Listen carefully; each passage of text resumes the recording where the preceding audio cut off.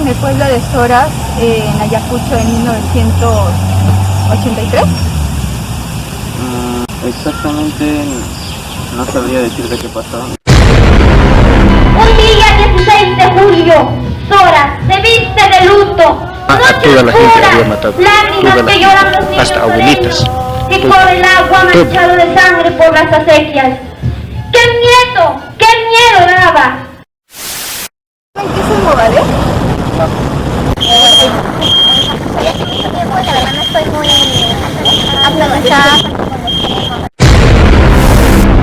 Este no reconoce los crímenes de Sendero Luminoso, quieren que Guzmán salga libre y encima no descartan volver a la violencia si, según ellos, la situación del país lo amerita.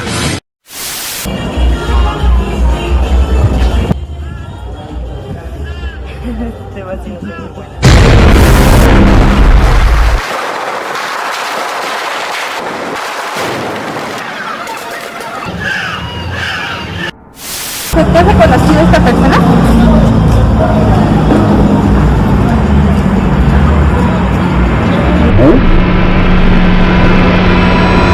Un recodo en el camino. Y a eso llegaremos nosotros. Los 80s fue la época más oscura en la historia del Perú. 69.280 personas muertas a manos de las fuerzas represivas del Estado y de los dos grupos terroristas, Sendero Luminoso y el MRTA. Gente inocente asesinada a sangre fría, torturada cruelmente. Grandes masacres en las que no importaba si eras anciano, mujer o niño. En esa época no había garantías para nuestras vidas. Tú salías a trabajar, te ibas a estudiar o te ibas a visitar un familiar y ese día quizás ya no regresabas a casa. Pero ¿qué fue lo que ocurrió? ¿Cómo y por qué comenzó? Todo comienza cuando Abimael Guzmán llega a Ayacucho para ser profesor. Al estar allá, se da cuenta de que en ese lugar se radicaba el comunismo. Coincidentemente, en esos días, China vivía una durísima revolución cultural, bajo el mando de Mao Zedong. A mediados de los 60, Mao extendía su pensamiento maoísta, el cual llegó a matar a millones. A Abimael le impresionaba el completo orden, los majestuosos desfiles militares, la revolución basada en apoyos sociales, el compromiso popular con la guerrilla, la técnica de hacer explosivos con cualquier cosa. Él quería hacer frente a la desigualdad económica que se vivía en ese entonces en Perú. Él quería ser la voz de los pueblos olvidados por el Estado.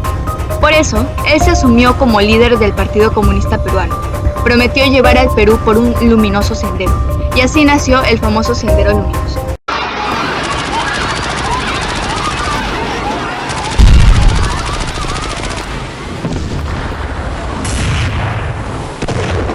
...17 de mayo de 1980...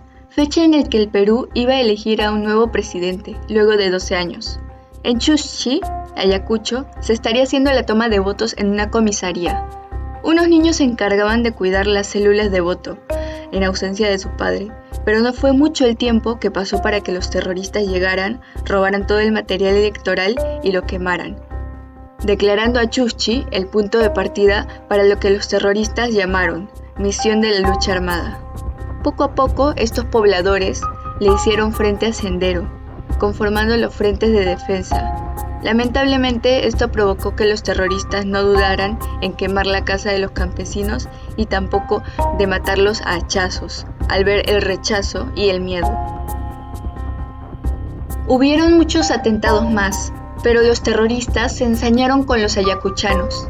Ayacucho era un punto terrorista, y los pueblerinos de Chuxchi eran catalogados como terroristas. Si ser ayacuchano inspiraba sospechas, ser de Chuxchi era la confirmación. Sabemos que esto no es cierto, pero tristemente fue así. Los del ejército llegaron a matar a mucha gente inocente, que creyeron terrorista.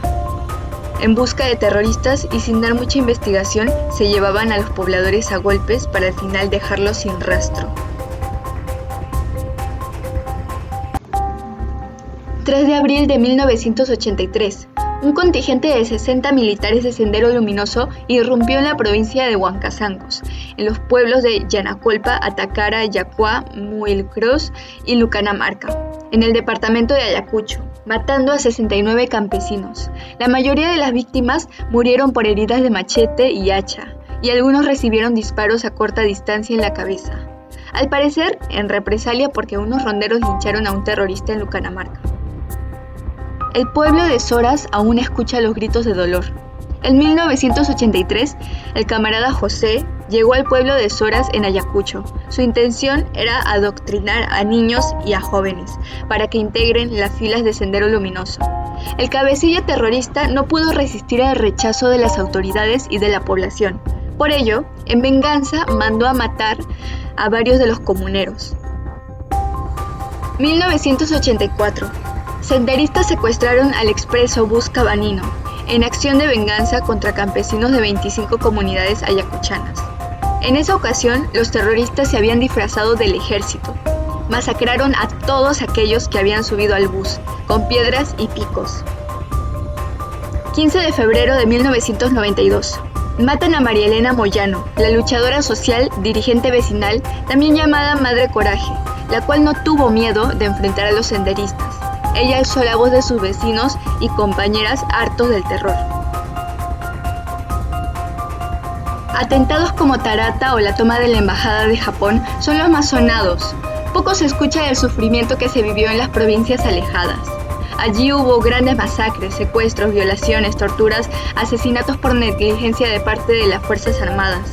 No hubo más que oscuridad.